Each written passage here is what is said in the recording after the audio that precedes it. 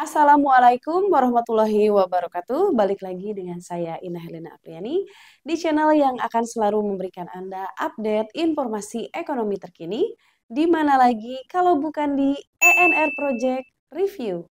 Buat Anda yang baru melihat video dari channel ini, jangan lupa untuk menekan tombol subscribe serta tombol loncengnya ya untuk mendapatkan informasi yang jelas dan menyeluruh. Tonton video ini sampai habis ya teman-teman.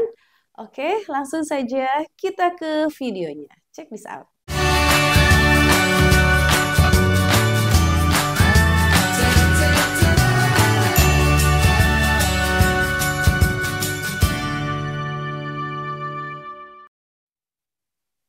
Seperti yang sudah kita jelaskan di video sebelumnya, tampaknya KUR BRI dan KUR di bank lain kemungkinan akan segera dihentikan penyalurannya. Semua itu dilakukan oleh bank penyalur bukan tanpa alasan. Dan pastinya jika tetap disalurkan akan menimbulkan kerugian bagi bank penyalur KUR di tahun 2023. Sebelumnya, kita akan merefresh kembali mengenai dasar Bank BRI menyalurkan KUR adalah beberapa peraturan berikut. Yang pertama, Peraturan Menteri Koordinator Perekonomian atau Permenko.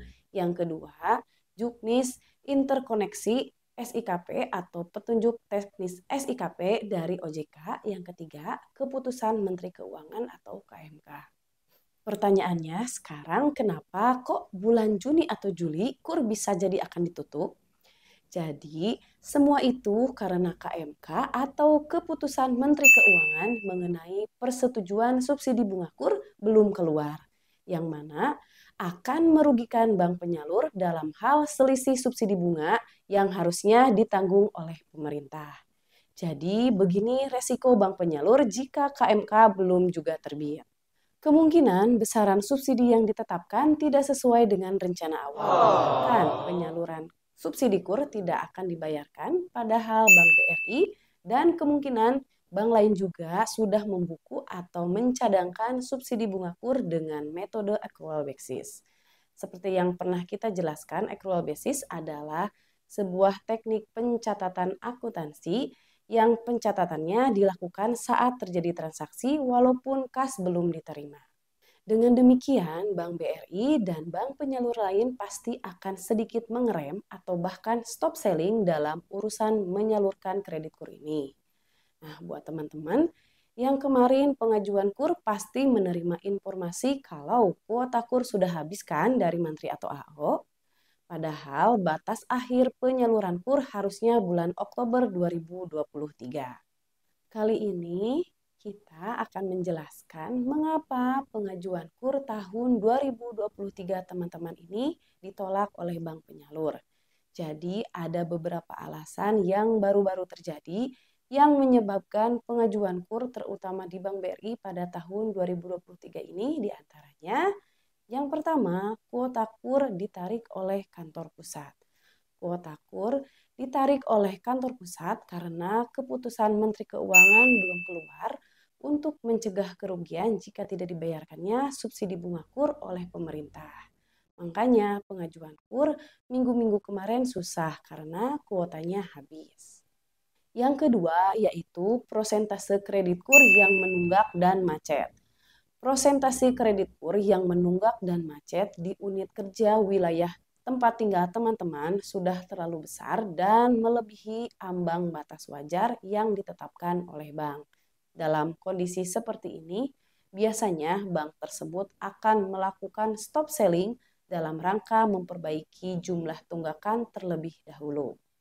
Yang ketiga yaitu tingkat LDR yang sangat tinggi.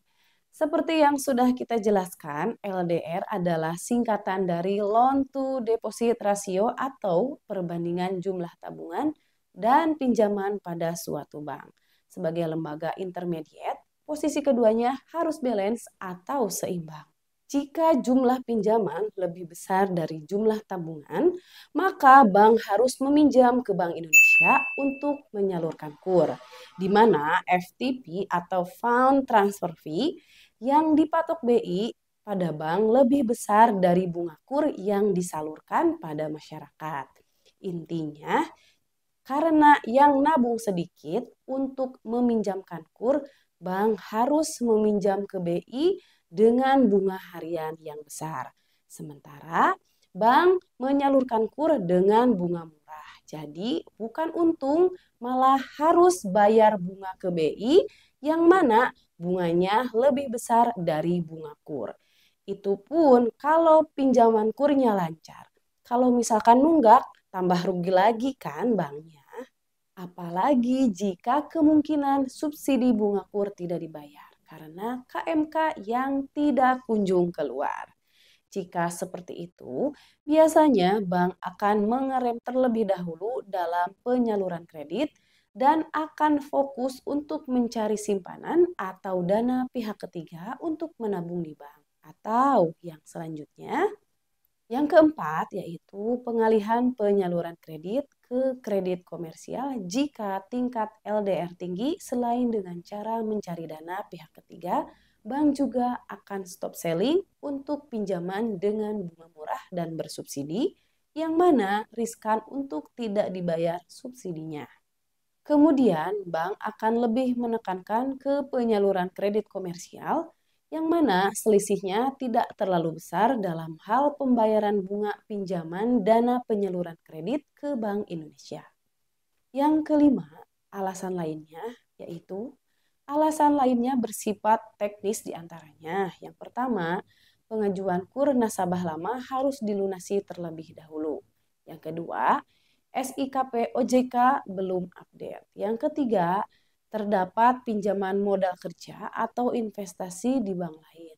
Yang keempat, memiliki riwayat pinjaman umum di bank lain. Yang kelima, memiliki kredit konsumsi yang menunggak di bank atau lembaga lain. Yang keenam, belum cukup umur atau umur sudah lebih. Yang ketujuh, dokumen tidak lengkap atau diragukan.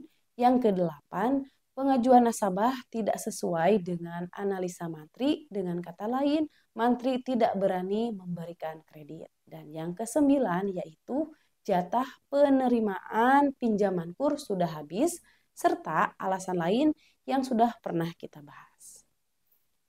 Jika teman-teman pernah ditolak di luar hal di atas, coba komen ya. Nah, info terbaru kuota KUR BRI pada mantrinya tergantung dari pencairan kredit Kupedes, yaitu 30% dari pencairan kredit Kupedesnya. Mungkin sekian dulu video kita kali ini, semoga bermanfaat ya teman-teman. Jangan lupa untuk selalu menggunakan transaksi cashless atau non-tunai dalam setiap pembayarannya ya teman-teman. Nah, kalau yang belum like video ini dan share ke teman-teman kalian. Sekali lagi, subscribe bagi yang belum. As always, tetap semangat mencari rezeki. Wassalamualaikum warahmatullahi wabarakatuh. See you.